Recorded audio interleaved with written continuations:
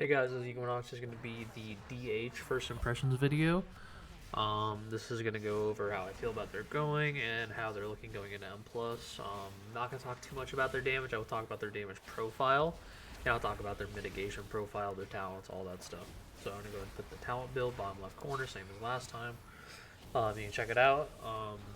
So just a quick overview of how I think they stand. Right now I think DH is tied with Brewmaster for the best, tied with Brewmaster and Prowler for the top 3 best tanks. I think they have very good mitigation. They have the base passive or the base magic mitigation that they've always had, which is very strong in this expansion. There's so much random magic damage that people are going to take. They obviously have Fiery Brand, which is their nice single target damage increase, or decrease, which is really nice to have. They have Demon Spikes. It has a really good uptime now because you can feed the demon baseline. You don't really have to give up anything. They have very good AoE damage profile with Spirit Bomb, and they have a lot of passive DR tied to Frailty and Spirit Bomb and all that. They have strong single target burst with the Hunt. They have good AoE burst with the Elysian Decree. They have the best control of any Maw or any tank right now because of the 10-second silence. So if you look at the talent tree, they have Sigil of Silence. Then you get Quickened Sigils, which is another, or not Quickened, Extended Sigils, which is another 2 seconds, and then Concentrated Sigils, which is another 2 seconds. So it ends up being a 10-second silence, which is absolutely insane. Very, very good. They have something new. They have Chaos Nova, which they have never had before, so that's really amazing. They have a slow break with eventual retreat, which is nice. And it removes some certain debuffs, like an Oldemon removes certain debuffs. They have Sigil of Misery, which is obviously their AoE fear, and they have Feldev. So they have probably the next to Warrior the most snap AoE damage. Warrior has a bunch of AoE stuff that they can get, but DH has a lot.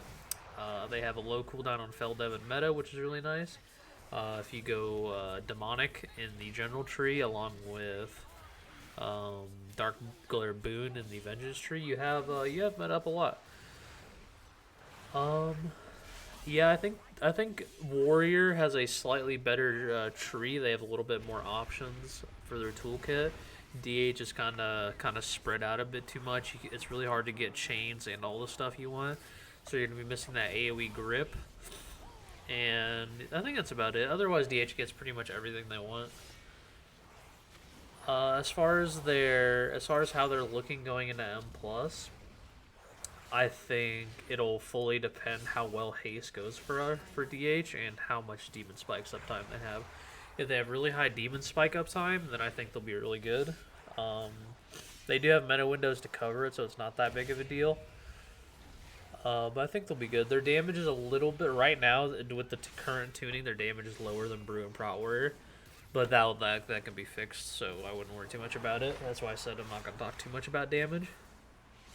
But I think they're looking strong. So just to go over the talent tree right now, for the vengeance side, we go more into the frailty side. So if you look, we'll go down the middle, down the left. We get Agonizing Flames, which is more Immolation War uptime. Then we get Volatile Flame Blood, which is more Fury. And then Fallout, which is Fragments on Immor. That's really good because it's going to have a lot of synergy with the frailty side. If you look at vulnerability at the very bottom left and the weak will, that means your frailty stacks. And vulnerability stacks as well. So each stack of frailty is 8% damage increase. So that means our AoE damage is going to be more ramp. So if you get like double Spirit Bomb and then your third Spirit Bomb is going to be fucking huge. So that's going to be really good. We have decent prio damage when you go to single target, you switch to Soul Cleave. Any cleave situation, I think you would go Spirit Bomb. We have really high soul generation compared to before, especially when we get higher haste. We have Soul Carver, we have Elysian Decree, and we have Fallout to generate souls. That's a lot of extra souls that we're going to be getting. We have a lot of passive DR from Void Reaver and Painbringer. This is literally just permanently passive DR. Frailty stacks with the DR, so it's 4% per stack. So you get 5 stacks, it's gonna be 20% DR. So DH has a lot of passive DR on top of demon spikes, on top of their passive magic mitigation, on top of fiery brand, on top of meta, all these little things. They also have 10% leech, which is really insane. Like they have so much leech, same as Prow Warrior, so they're pretty much tied to Prow Warrior with leech.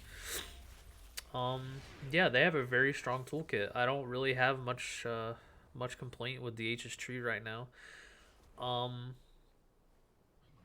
I kind of wish that the extra fury on kick, you didn't have to sacrifice some stuff for it.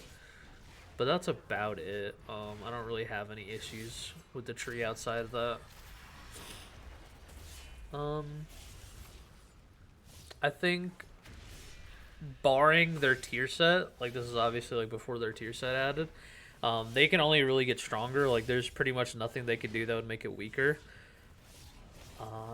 I just hope that it's more centered around like like an Emma Aura set or like a Spirit Bomb set, stuff that's like building around what their strengths already are instead of stuff that that they don't really play. If you look at the tree, I don't take Last Resort. You can switch Soul Carver for Last Resort and Real Keys. That's completely fine. That's up to you. No big deal at all. I will probably end up doing that myself. If you want to get Darkness, if you want, you can get rid of Sigil of Misery. No, you can't get rid of Sigil of Misery. Yeah, you can. You can get rid of Sigil of Misery and get Darkness. And if you want to do that, that's completely fine. If you don't want to play with Quicken Sigils, you can put points elsewhere. That's completely fine as well. The Vengeance side, I really don't think you should change too much. You can get Chains if you want, but you'd be giving up a lot of Fury generation and some Demon Spikes uptime just to get Chains. I don't think that's worth. But yeah, that's the breakdown. I really think DH is looking very strong, just based off their mitigation profile, all their passive DRs, and their damage profile. So same as Brew and Prot Warrior, just the way the class works is very suited towards M+ currently. Prot Warrior has the best mitigation currently. DH second best mitigation, and Brew's a little bit less on the mitigation, but Brew makes up for it in damage profile, and DH makes up for it in control. So Prot Warrior is kind of like the most damage and the most mitigation, but they're lacking a little bit in control. Their control is good, but it's a little bit lacking. And then Venge DH has the most control, really good mitigation, and good damage. And Brew has good control, really good damage, and decent mitigation.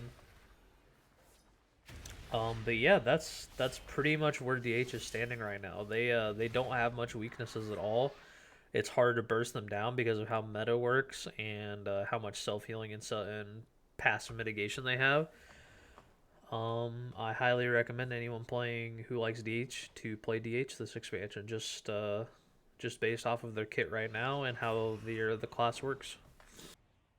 But yeah, that'll be it. I'll let the video play through this boss, and then I'll end it. I will do an updated version of this when the tier set goes live and when M+ testing starts. So I'll do an updated one for Prot Warrior, Brewmaster, and this one. So yeah, thanks for watching.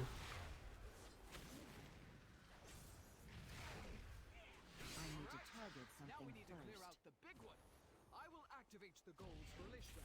That is talent toss for you soft skins. Use them to get her attention.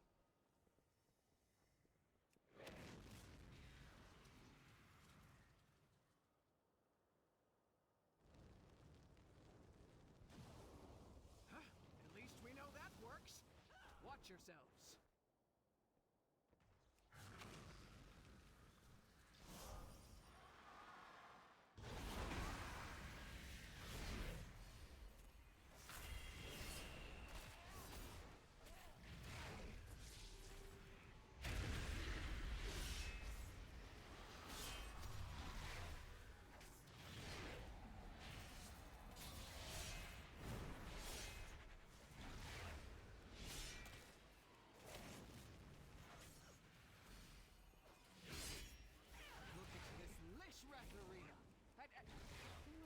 Wait, what are you doing here?